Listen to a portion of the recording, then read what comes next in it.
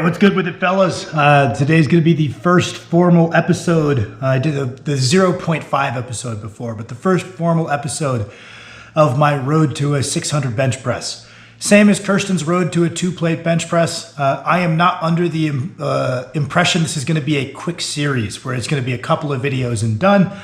I have 35 pounds to go. It's going to take me a hot second. That's always how it's been for me. I've never understood watching some of these lifters out there. They're like, I'm going to work so hard for 10 weeks. And I'm going to hit like a 50-pound PR in those 10 weeks.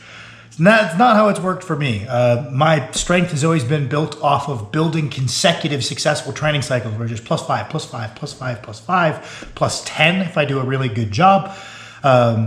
On these incremental 10-week training cycles. And that's how I've gotten strong. There never was these big, massive jumps in strength. It was doing something in a sustainable and repeatable way.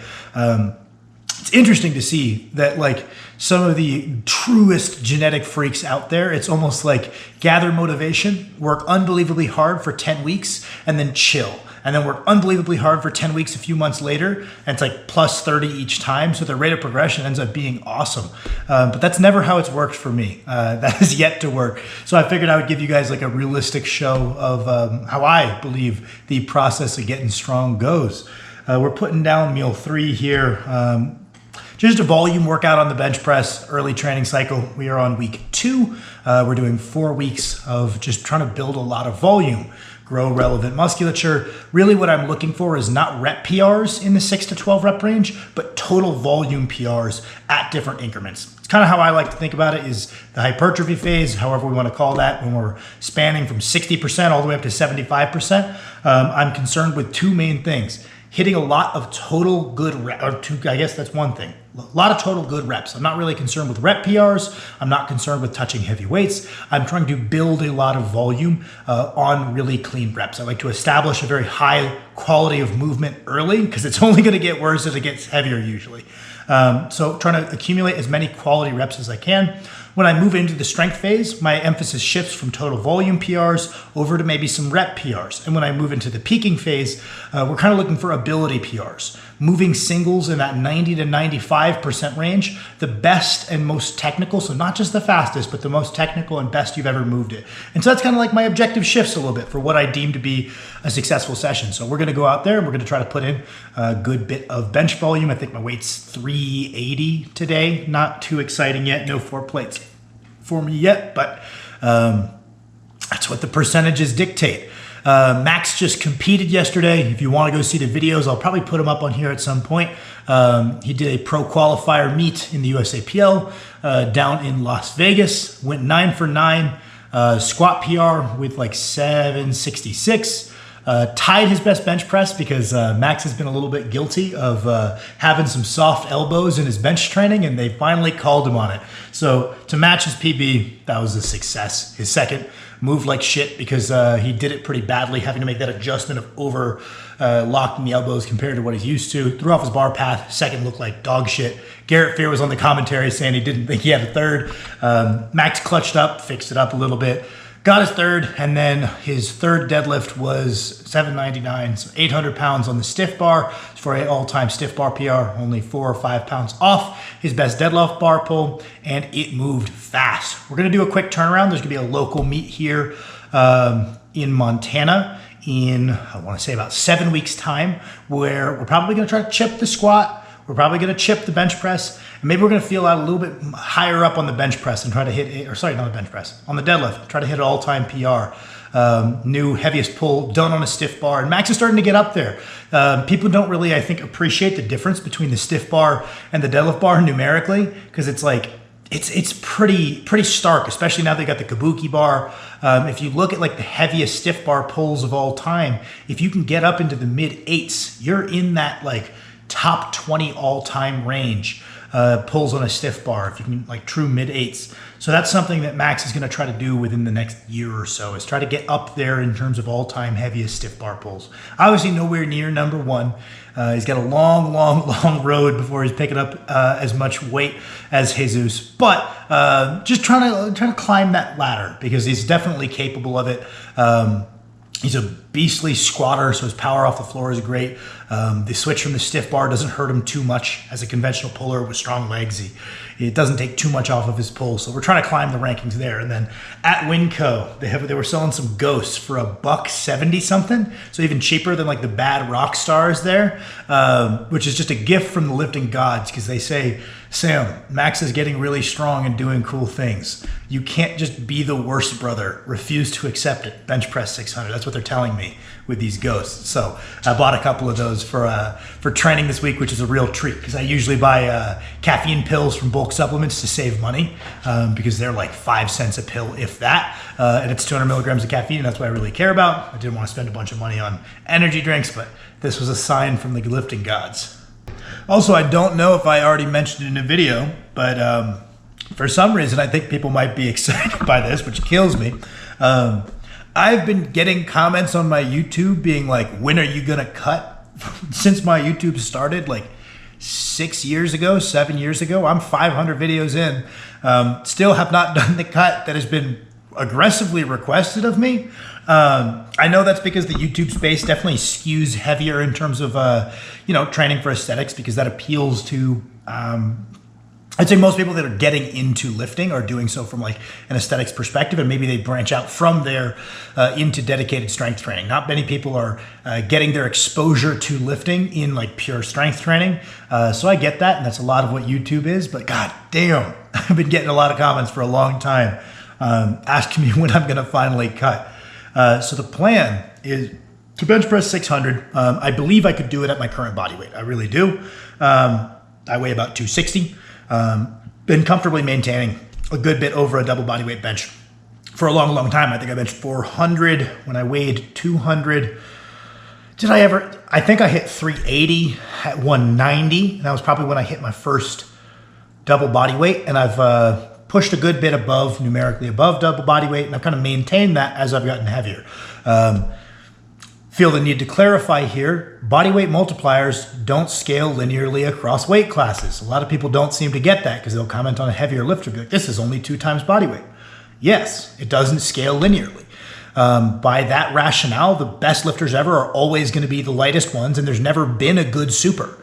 I'm a better bench presser than Julius Maddox following that rationale. If we just expect body weight multipliers to scale linearly, we wouldn't need formulas such as IPF points and dots. The whole idea is that those will scale with the weight classes, unlike just saying, well, what's total divided by body weight? It doesn't scale like that. That's just not how it works.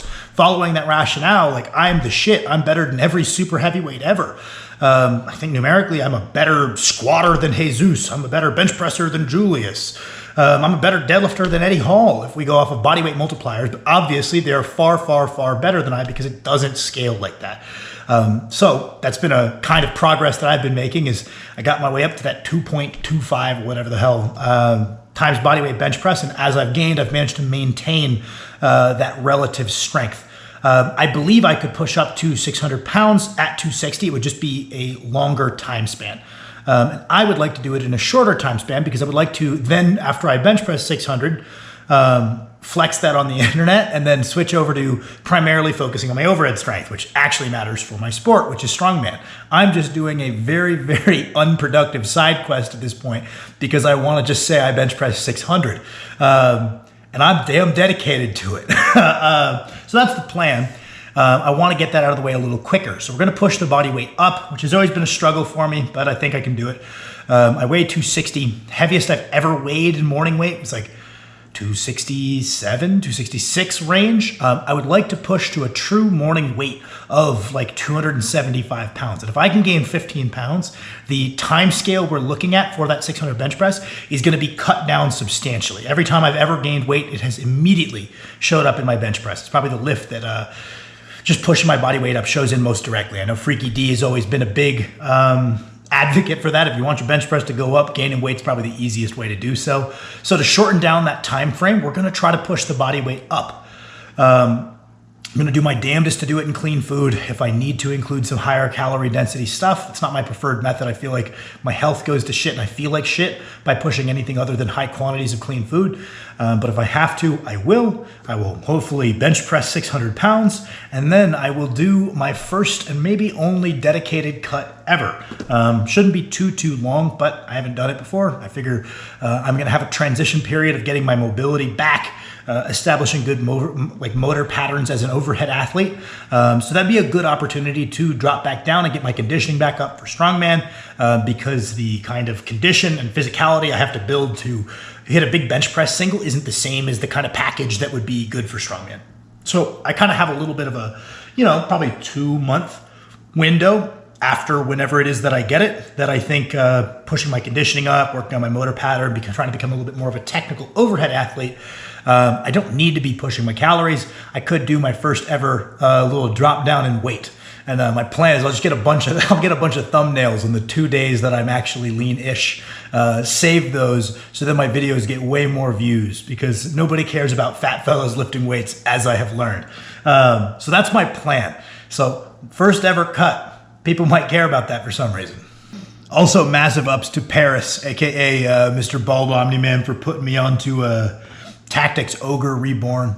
Same as me, one of Paris's favorite games is Final Fantasy Tactics. That's easily probably my top 3.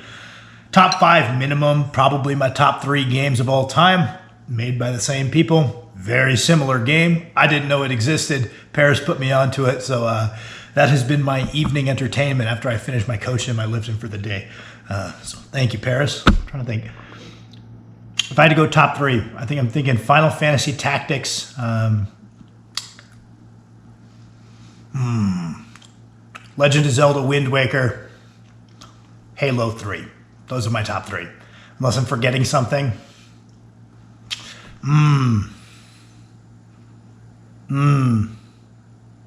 One of those has to be removed for Pokemon Silver. I don't know which. So that's my top 4. All right, and last one. I promise I'll start lifting soon. I just keep thinking of addendums. Little upgrade coming to the channel if it works. If nothing about the videos changes, it failed. I'm trying something as an upgrade to the video formats, video quality. You're gonna notice it, hopefully, if it works.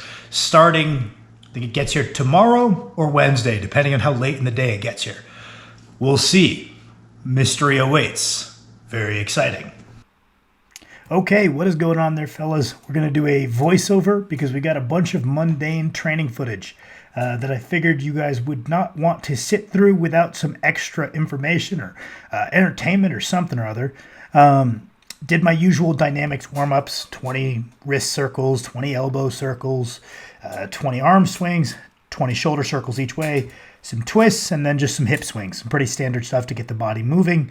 Often I will do 10 minutes on a treadmill just to raise core body temperature, just get more steps in for the day, because I do find that when I am regularly averaging 10,000 steps per day, my back feels good, my hips feel good, my recovery feels good.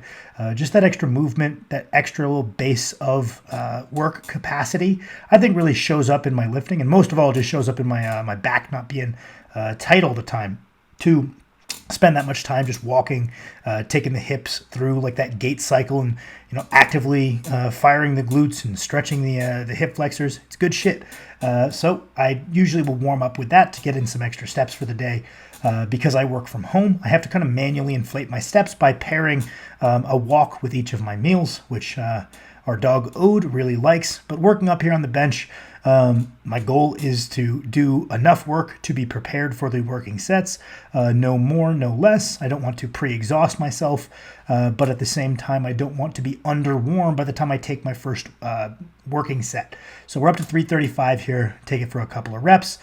In the past, I've done a lot of reps on the way up because my body was very slow to get warm. And I think that afforded me a lot of practice on the bench press. While from a physiological standpoint, it was definitely junk volume.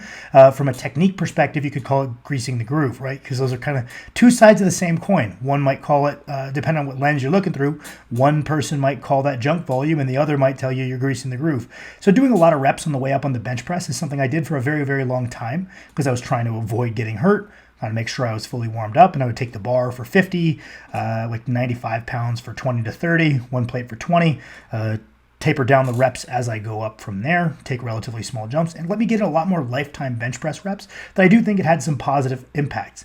Now, this isn't something I do all the time. Like today, my warm-ups were a bit more minimalistic because this very high bench frequency has me warming up relatively quickly. This is something Clarence Kennedy talked about that I very much agreed with, where he said when you're training at a relatively high frequency, the speed at which you warm up for that given lift seems to be much, much quicker. Your body just becomes more efficient at warming up for it, seemingly. So my top weight here was 380 pounds.